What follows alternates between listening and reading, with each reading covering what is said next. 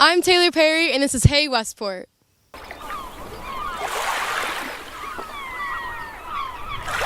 First up, a festival of community and conservation right here in town.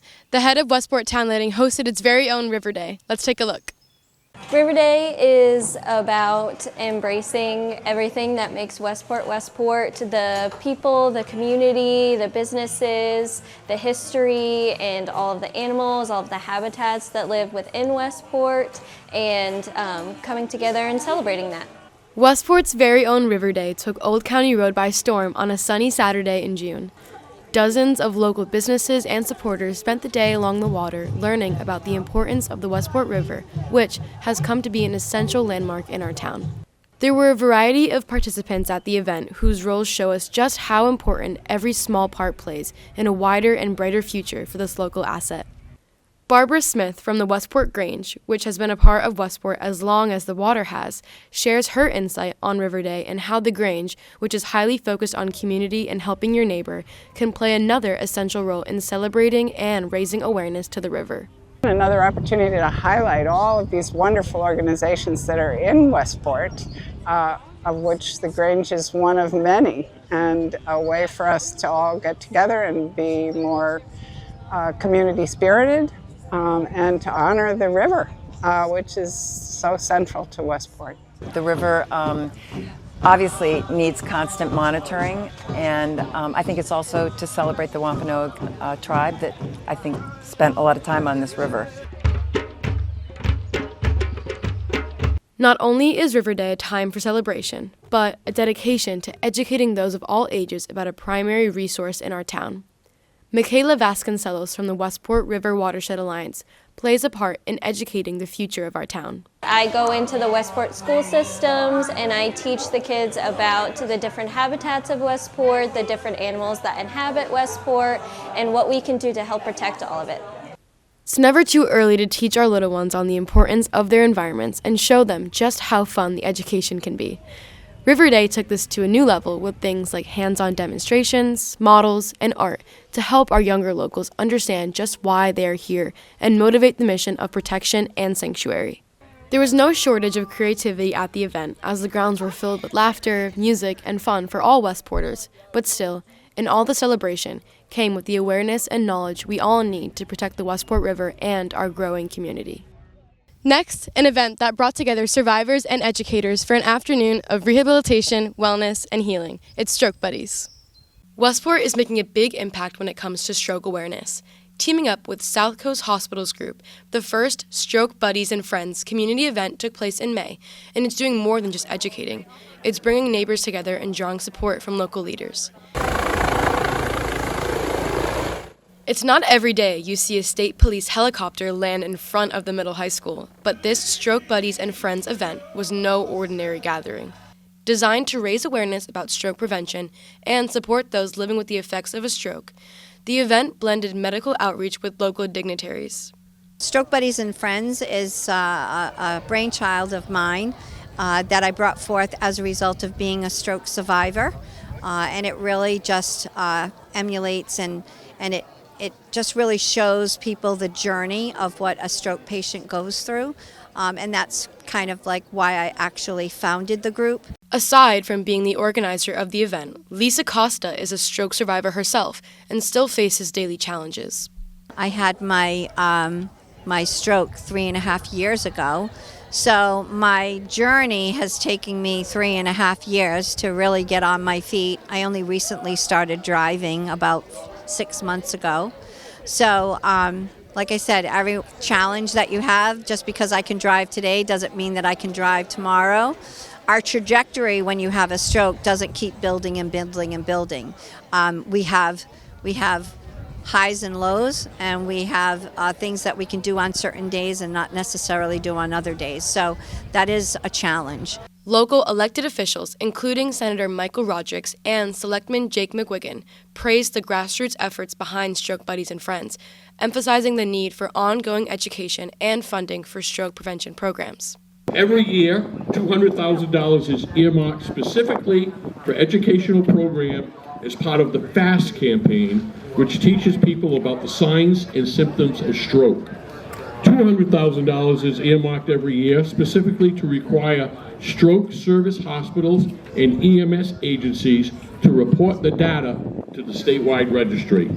And $100,000 is earmarked specifically for the operation and administration of a designated primary stroke service hospital programs. And we're lucky that South Coast Hospital has been an amazing partner and supporter of all these programs and really is a leader in the Commonwealth of Massachusetts when it comes to stroke prevention. I think this event is key to just showing that when individuals are faced with adversity, they come together. They come together with a plan and can produce a group such as this. And Lisa has been spearheading this with all you as volunteers. We're all Team Lisa, right? I mean, that's what we're doing here today. So she wants to put it on us and recognize us, but we're here to really recognize her incredible advocacy, her passion, her inspiring story, and she said embracing her new normal. And this community today is here for Lisa and all the Lisas in our life, in our lives that we're just trying to help and that we love and support. Lisa tells us the motivation behind starting the Stroke Buddies group. I did it because I didn't want to feel alone. I wanted to know that there were other survivors out there just like me. And we hate to use that word, survivor. We like to say thriver, because we are thriving through this world, and we really should not necessarily focus on the things that we can't do, but the things that we can do on any given day, which is so essential. And sometimes that can get you down emotionally, psychologically. So when you're amongst your peers, knowing that they truly walk in those steps that I do, it's just such a comfort, because we do feel alone and isolated at times. We'd like to say that we can participate in an upcoming family event, like a wedding or a celebratory event. And we have a good intention by saying yes, but that day may come and we won't be able to do that, because of our challenges. So we just work at it every day, and we just try to build each other's confidence. And really accept everyone, because we have an invisible disability. And a lot of times when people have brain injuries, you don't see it. And it's unfortunate that sometimes people think a disability has to be visible when ours is invisible. The Council on Aging is helping senior citizens get tech savvy by offering them technology lessons to help them stay better connected in our fast-changing world. We're a group of seniors teaching other seniors how to use their technology. Technology isn't just for the younger crowd anymore. Just ask the Westport Council on Aging. Their technology program is helping local seniors feel more confident with their phones, tablets, and computers, thanks to their free workshops and one-on-one sessions right at the Senior Center. By focusing on user-friendly lessons and personalized support, the program aims to provide seniors with the tools they need to navigate their devices on a daily basis. Connie McDonald shares why this program is a necessity in this day and age. What we did for about 4 years, we started a teaching program to try to help seniors better understand and get comfortable with their tech devices. A lot of our seniors either have never used a smartphone, they don't have tablets, some of them are just new to tablets or computers, so we offer classes and one-on-one tutoring sessions for the seniors, so they can bring their devices in and we help them set them up, configure them, learn how to use the different apps that are either on their phone, their tablets, or their computers. So we cover any kind of technology. We're not experts. We've just used it a lot ourselves in different functions. And we just try to make people understand how these different technologies can help them as they age. The tech classes rely on more than just good instruction. They require devices like tablets and iPad that many seniors don't already own. We have purchased all of the equipment that we have here through grants through Bristol Elder Services.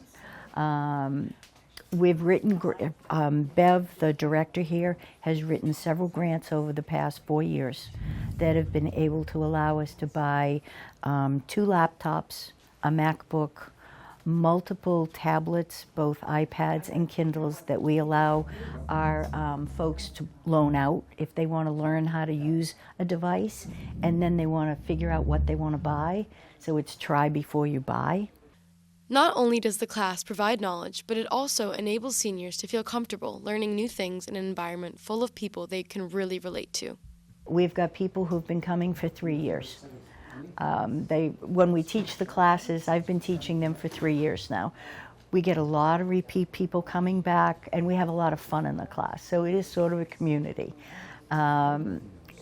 People actually, it's great fun because we don't know everything. And sometimes one of our students in the class will say, oh, I tried that, or I did it this way. So we're constantly learning from each other, and we're constantly sharing what we've learned. Hey Siri, But they only have a few people. play the album, And the rest are just regular crafts. The Elegance of Pachelbel. Yeah. So let's get you your paperwork done here so that we I can love have you. it. It's just the version I like too. For student Sandra Sacco, the Council on Aging provided her an outlet to not only put her technology to use, but understand different features and skills she can use every day. For me, I spent $3,000 on a computer, an Apple computer, okay? I'd used it 5 times in 5 years. So this was my chance. So I came and I said, teach me how to do this kind of thing. So that's how it started. And then they suggested an iPad. So I bought an iPad and they programmed it.